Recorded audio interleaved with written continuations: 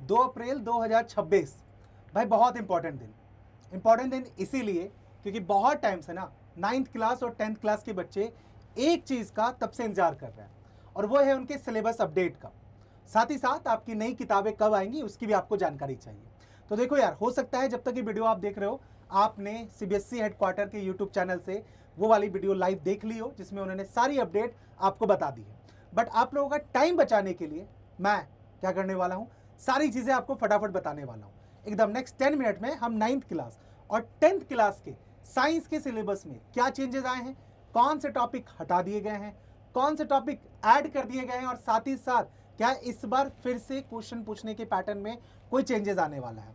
अब सुनो मेरी बात जरा ध्यान से। देखो वैसे तो जब ये अपडेट आई ना बहुत सारी चीज़ें कवर हुई है आपके न्यू एजुकेशन पॉलिसी 2022 और जो आपका न्यू करिकुलम फ्रेमवर्क है 2032 का 32 या 33 का ईयर थोड़ा सा कंफ्यूजन है वहाँ पे। तो उस केस में बहुत सारी बातें की गई हैं, बहुत सारे नए सिलेबस, बहुत सारे नए करिकुलम, जैसे कि एआई का इंक्लूजन किया गया है क्लास 3 से। यस, कि अब क्लास 3 जो बच्चे हैं वहाँ से एआई सिखाया जाएगा, which is a very good initiative. साथ ही साथ 3 मेन लैंग्वेज, फिर आपका फिजिकल एजुकेशन, आर्ट वाले सब्जेक्ट्स आपको वो सारे इंक्लूड किए जाएंगे। इसके ऊपर मैं अलग से भी वीडियो बनाऊंगा, बट ये वीडियो में मैं आपको पहले साइंस के टॉपिक बारे में बताता हूँ। स्टार्ट करूंगा मैं क्लास 10 से, फिर हम जाएंगे क्लास 9th में। सबसे पहले मैं अपने सब्जेक्ट की बात करता हूँ आपको, ठीक है। देखो केमिस्ट्री की बात करते हैं, स्टार्ट करते हैं हम केमिस्ट्री से।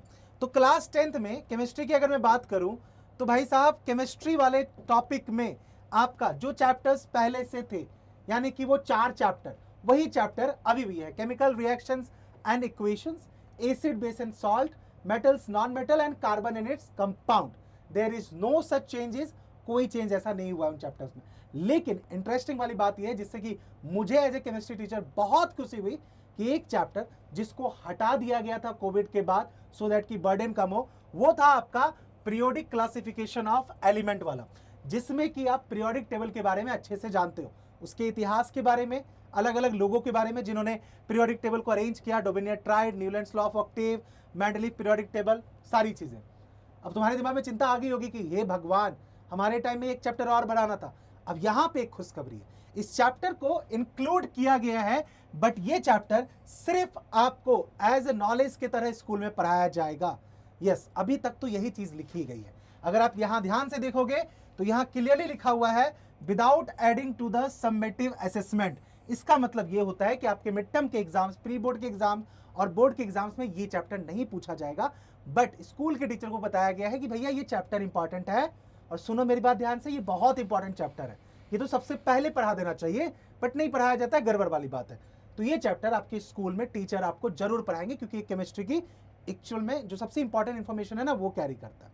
तो एक चैप्टर ऐड हो गया। अब हो सकता है कि आपके स्कूल में जब ये चैप्टर पढ़ाया जाए तो आपके यूटी यानी जो इंटरनल टेस्ट वगैरह होते हैं वहां पे टीचर आपसे इससे रिलेटेड सवाल आपसे पूछे। घबराना मत, हम ये सारे चैप्टर कवर करेंगे। मैं ये चैप्टर सबसे पहले कराने वाला हूँ। तो मैं सही बता रहा हूँ भैया, ये मिस कर गए वो बच्चे जिन्होंने 2-3 साल से ये चैप्टर नहीं पढ़ा। अब 11th में जो जाके केमिस्ट्री पढ़ रहे हैं ना, प्रॉब्लम सबसे ज्यादा उनको आ रही है क्योंकि पीरियोडिक टेबल के बारे में नहीं पता। बाकी अगर मैं बात करूं तो जो भी चैप्टर था आपका एसिड बेस एंड सॉल्ट हो गया या फिर मेटल्स एंड नॉन मेटल हो गए, वहां पे सारी चीजें आपकी सेम है, उसमें कोई चेंजेस नहीं है।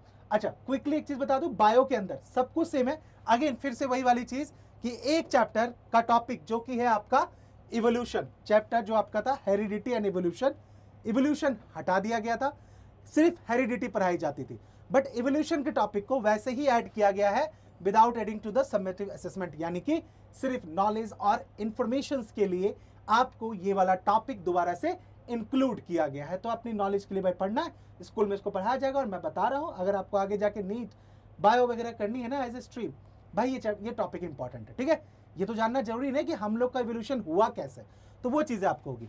लेकिन अब आती है बात भैया कि क्या आपके फिजिक्स में कोई चेंजेस है, तो मैं इसके लिए सीधा फिजिक्स के एक्सपर्ट को बुला रहा हूं। आर्यन सर।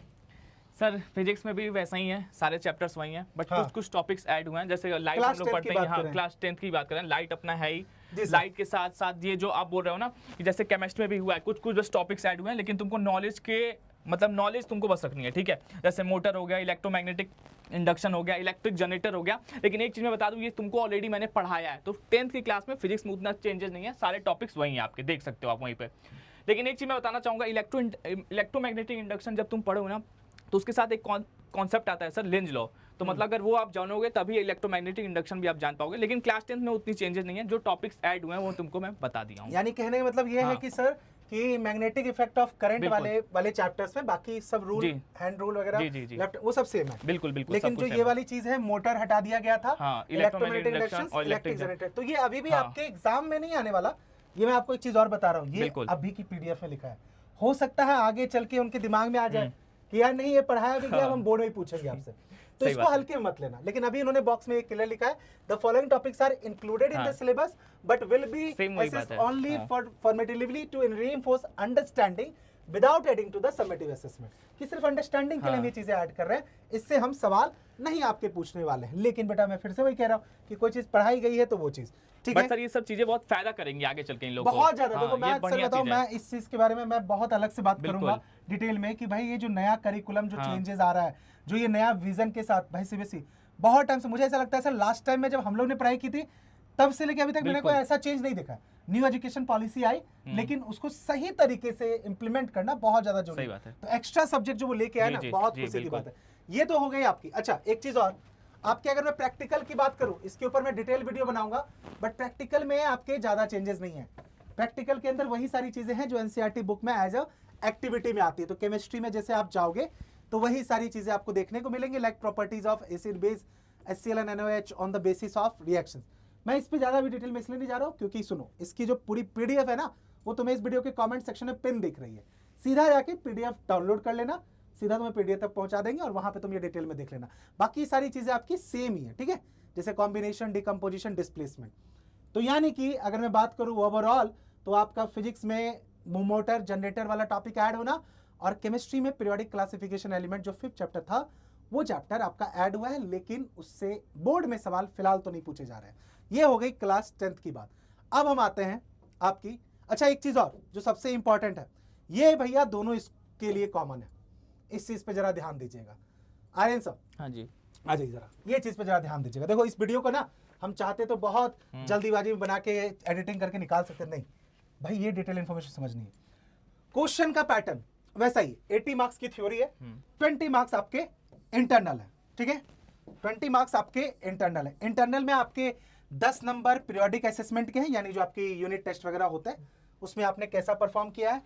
5 नंबर आपका सब्जेक्ट इनरिचमेंट है जो बेसिकली प्रैक्टिकल वर्क है, और 5 नंबर पोर्टफोलियो यानी आपका डिसिप्लिन वगैरह, नोटबुक कैसे आप बनाते हो। ये सबसे इंपॉर्टेंट बात कि वो थ्योरी के जो 80 नंबर मार्क्स है उस पे सवाल कैसे बनेंगे। सबसे ज्यादा दिमाग यहाँ खराब हुआ कंपिटेंसी फोकस्ड। मैं बताता हूं सर, आप और मैं बैठ के वीडियो देख रहे थे, लाइव देख रहे थे, वहां पे ये बात क्लियर कही है जो ऑथोरिटीज थे, जो मेंबर्स थे, जो एड्रेस कर रहे थे उस इवेंट को, उन्होंने कहा है कि अब हम रोट लर्निंग मेथड पे काम नहीं करने वाले, रेक्टाफिकेशन एकदम बंद। तो उसके लिए भाई साहब क्या करना होगा, एप्लीकेशन बेस्ड चीजें।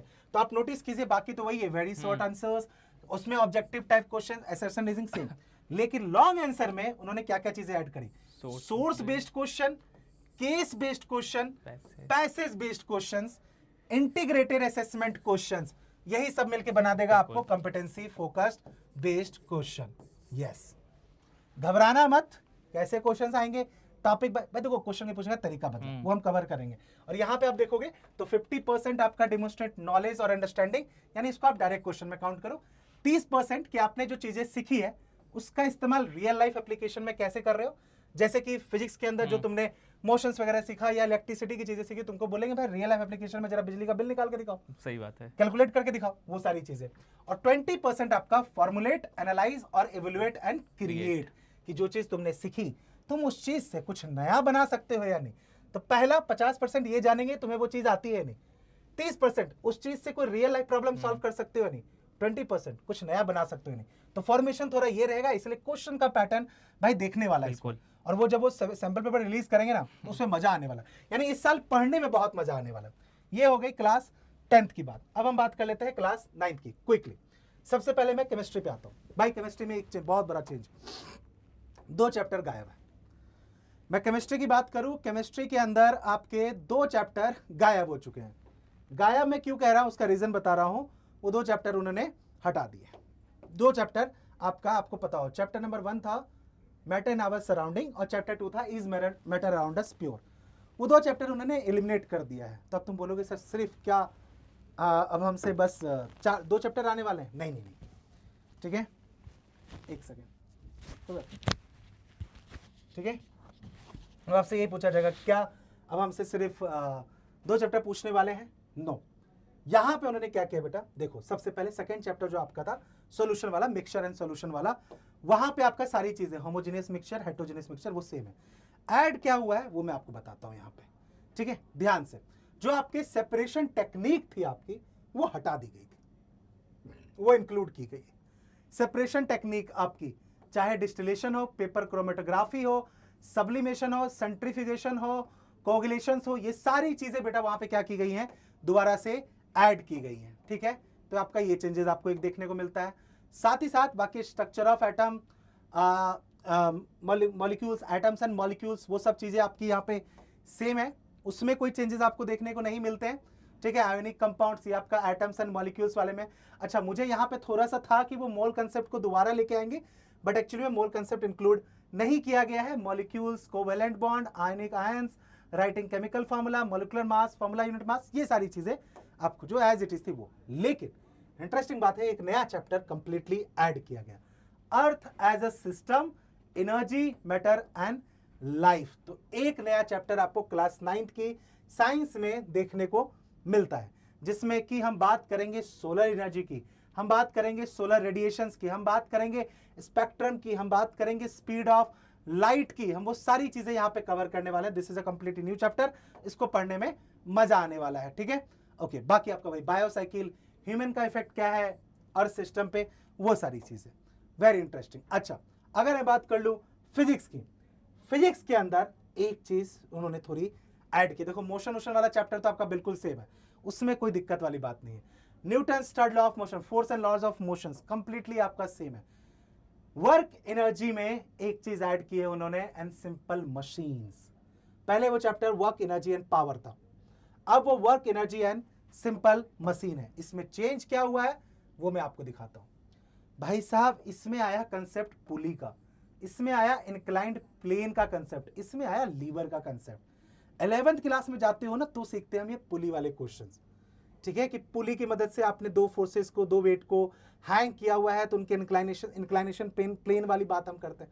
वो चीज क्लास 9th में आपकी ऐड की गई है। पावर तो है ही है, बाकी ये चीज ऐड की गई है। तो एक नया कंसेप्ट, बहुत इंटरेस्टिंग कंसेप्ट है आपका जो ऐड किया गया है, ठीक है। तो ये सारी चीजें हैं, बाकी आपका साउंड वाले चैप्टर में एज इट इज चीजें रहेंगी। तो ये हो गया। अच्छा, अगेन वही वाली बात, 80 मार्क्स की थ्योरी, 20 मार्क्स आपका इंटरनल असेसमेंट है, टोटल आपका 100 मार्क्स की चीजें। ये वो सारी चीजें हो गई जो कि आज के सीबीएसई हेडक्वार्टर से जो अपडेट आई है उस अपडेट पे। अब सवाल ये उठता है कि भाई साहब बुक कब आएगी, सर नई किताब कब आएगी? तो उसके लिए बता दूं, उन्होंने क्लियर कहा है कि क्लास 6, 7, 8 की बुक रिलीज हो चुकी है। तो एज सुन एज पॉसिबल, यानी आज बहुत मतलब बहुत विद इन 1 वीक मान लो, आपको मार्केट में बुक्स भी देखने को मिलेंगी। यस, नई बुक से काम करना है, क्योंकि मैं एक्साइटेड इस चीज को लेके भी हूँ कि शायद नई बुक में उन्होंने थोड़े से फॉर्मुलेशंस वगैरह में चेंजेस किए हो, शायद जो क्वेश्चंस अभी तक थे उन क्वेश्चंस में बदलाव आए हो। जैसे ही नई बुक हाथ में आएगी आपको ये भी अपडेट दे दूंगा। लेकिन अब बात यह है कि सर इतनी सारी इंफॉर्मेशन आपने शेयर करी, इसकी पीडीएफ आपको इस वीडियो के कमेंट सेक्शन पे ना, इसका असर क्या पड़ने वाला है हमारे भाई साहब रिजल्ट पे, ठीक है। मैं तुम्हें बताऊं सही में बहुत बेहतर, मैं बहुत पॉजिटिव हूं इन अपडेट्स को लेके। और इसके अलावा ये तो मैंने साइंस की बात की, बट इसके अलावा जो और भी अपडेट्स आई है ना, वो सारी अपडेट्स हम धीरे धीरे वीडियोज एंड शॉर्ट्स के थ्रू कवर करेंगे। तो स्टे ट्यून। बाकी तुम ये बताओ कि तुम्हें ये पूरा नया सिलेबस अपडेट कैसा लगा, या इसमें कुछ ऐसे और भी चेंजेस है जो